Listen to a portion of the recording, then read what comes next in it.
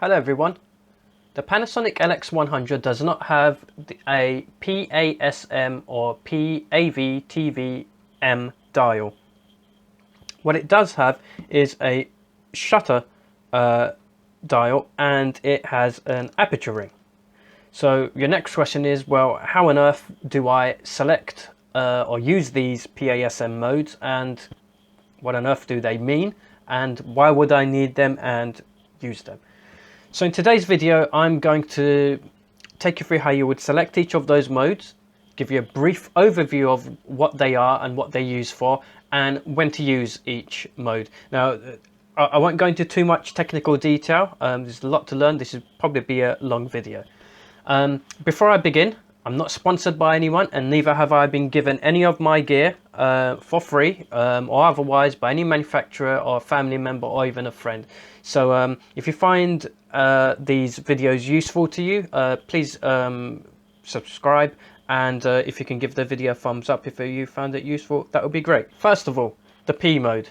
This is known as the program auto exposure mode, and this is a semi-automatic mode whereby the camera will set the aperture value, and it will also set the shutter value of the camera by itself.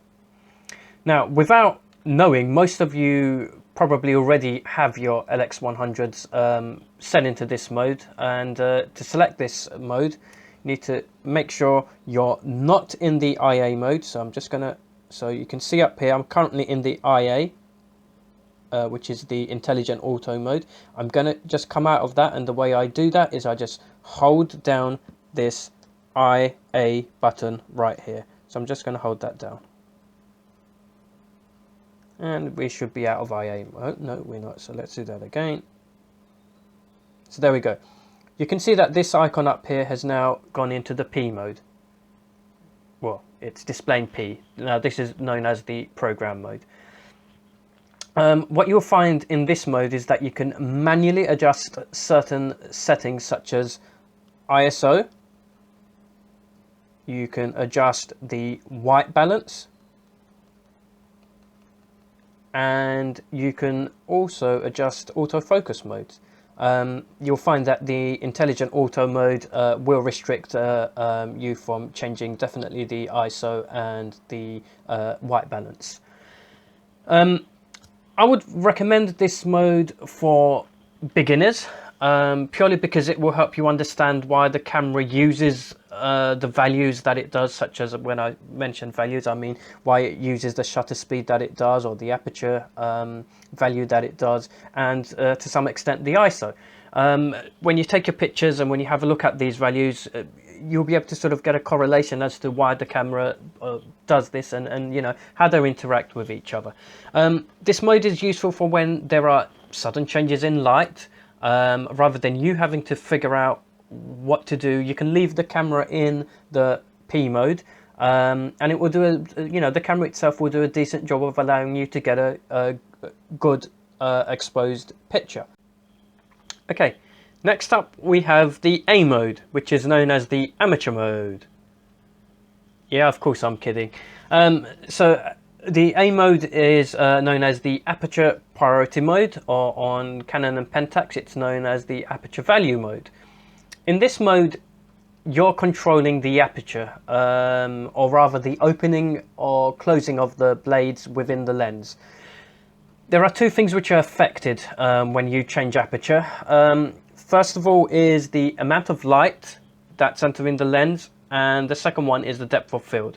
Now, depth of field refers to how much of the background or the foreground is in focus in relation to the subject you have focused on. Think of it as how much blur or bokeh, as it's known, you'll have in your image.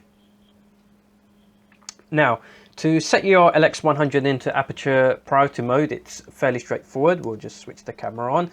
We can currently see that we set the aperture ring in A, and the shutter ring is in, or shutter dial is in A mode. Now, all we have to do to get into a aperture priority mode is to just select any aperture value other than the automatic or A. And I've now selected my aperture value to f1.7. With this value, I will have a larger aperture, allowing for more light to enter the lens, but I will have less depth of field, meaning I will have more blur or bokeh in the image. So if I'm going to just demonstrate, so at f1.7, if I was to focus on this glass of beer, you will see that the background here, this CD here in the background, will not be in much focus, or will be slightly, or sort of will be blurred. Now, if I then sort of was to change this to f11, what will happen is I'll have less light entering the camera. However, my depth of field will change.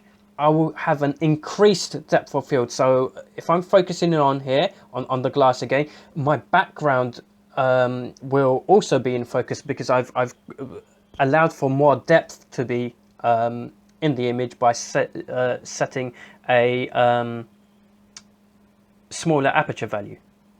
Now, you've probably thought, well, you haven't selected a small aperture value because you've gone from 1.7 to 11. Now, don't get me started on this. I don't know why it's done. Well, I tried to look at it, but that's another story. I may choose to sort of cover that in another video. Anyway, the aperture value is a mode that many professionals will use most of the time, and I too have all my cameras set to this mode probably 90% of the time. The best way to describe the main use for this mode is, well, I'm going to give you a couple of scenarios or examples, and I think that will be sort of better for you to understand what I'm trying to say here. So, first example is if I was to take a picture of a person. So I'm taking a portrait of them. I would typically want the person's face to be in sharp focus, and would also want to ensure that there's plenty of light entering the lens so that the camera sets a faster shutter speed.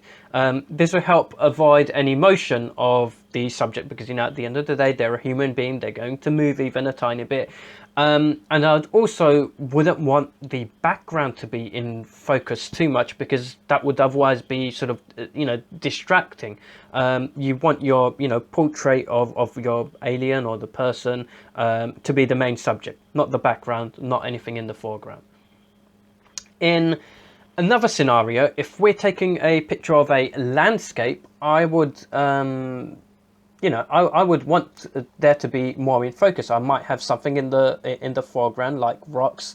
There might then be water, and in the background I may have a building. So what I would do there is, I would have to use a smaller aperture value. So I'd increase the aperture value. So I'd use something like f8, f11.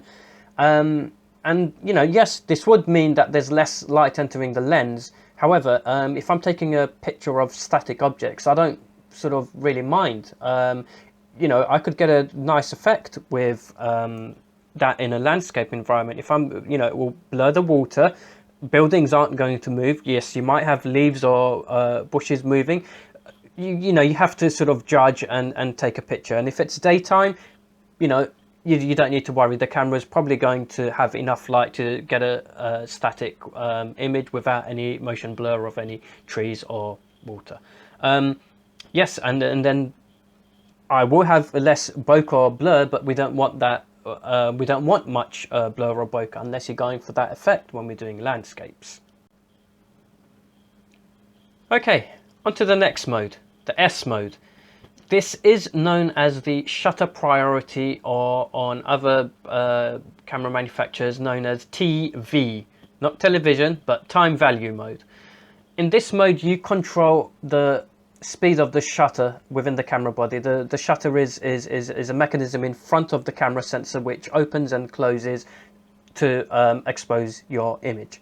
Now, to set our LX100 into the shutter priority mode, what we're going to do, we're just going to switch it on, and we're going to change our aperture ring into the A mode. And all we're going to do next is, using a shutter dial, we're just going to select a value. I'm just going to use of the 500 setting here.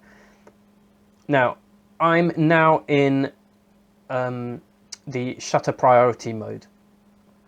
Now, with that 500 setting, I'm telling the camera to leave the shutter open for 1/500th of a second when it takes a picture. If I was to change this value to, let's say, we've got a 1 plus here, 1, what I'm telling the LX100 to do is say, when I take a picture, leave the shutter open for 1 second. And I'm just going to demonstrate that. So just focused on something. And there you go. That was left open for 1 second and then it closed the shutter again. Now, circumstances in where you might use this mode would be where you want to, say for example, you wanted to create motion blur to smooth out water and get that, you know, really nice dreamy effect that you see in a lot of images. You would then want to use a slower shutter speed of probably a second or more. And you know, when you take that picture, the flowing water will be smoothed out, and you'll see that anything that's static will remain static, you know, and you'll get the effect that you're looking for. I'd suggest you sort of practice and practice and practice to sort of, you know, try and perfect what you're trying to capture.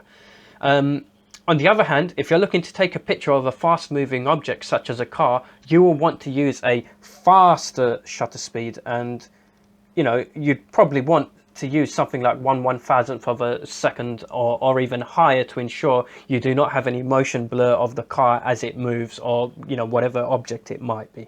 Shutter priority mode is a mode that I sort of rarely, I rarely use it, and only sort of really have utilized it in event photography, where, you know, where I'm in low light and I don't have a flash with me.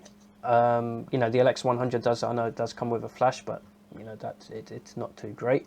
But anyways, if I'm in a sort of a bar or a club where, you know, the lights are low and you've often got sort of, you know, at the end of the day, they're human beings, they're having fun, they move around quite fast. So I'd have to, in order to ensure that there's no sort of motion captured in the subjects, I'd need to use a, you know, relatively high ISO, probably something like a, you know, 3200 or even a 6400 ISO value, and then I'd probably want at least 1/250th of a second, or even sort of higher, to ensure that, you know, the subjects aren't blurred when I take the picture. Of course, if you then have a flash, it completely changes that, because, you know, you can use the flash to take a picture, and, you know, when the camera exposes that picture, your subjects will be static as the flash went off. Finally, we get to the M mode. Now, this is known as the master mode, and it is only to be used when you master your camera and you master photography, of course. No, I'm kidding. This is the manual mode. This is where you control the shutter speed, where you control the aperture value of the camera, and everything else that comes with it. Now, to set your LX100 into the manual mode, all we're going to do, well, actually, we've got it set in manual mode. Excuse me. We've got our aperture selected at f2.8. We've selected 1/250th of a second for our shutter value, and we're going to also then select our ISO speed. We can also select put the camera into manual focus, so we've got complete manual control. However, no, you know, you can see there I'm just ever so slightly underexposed at these settings, but that wasn't too bad. There we go, that's manual mode. Now, where would you sort of use manual mode? Well, I use this mode more often than I do shutter priority, and that's not because I'm a snob or a professional. It's because in certain situations I'm after a certain look, and you know, being in shutter priority or being in aperture priority, the camera's not going to know that that's the look or artistic look that I'm going for. So this is where all your weeks and months of research, learning and practice pay off, because you're now manually dialing in all these values into the camera because you want a particular shot. You want to look like, or you want to capture those images that make you go wow when you see, you know, others do it. Look, I hope this video has been useful for you. If so, please give it a thumbs up, and please subscribe if you can. You know, I try as often as I can to release these videos, and you know, I'm not getting paid for it. I'm purchasing all my gear myself. So that would be, you know, your way of saying thank you to me.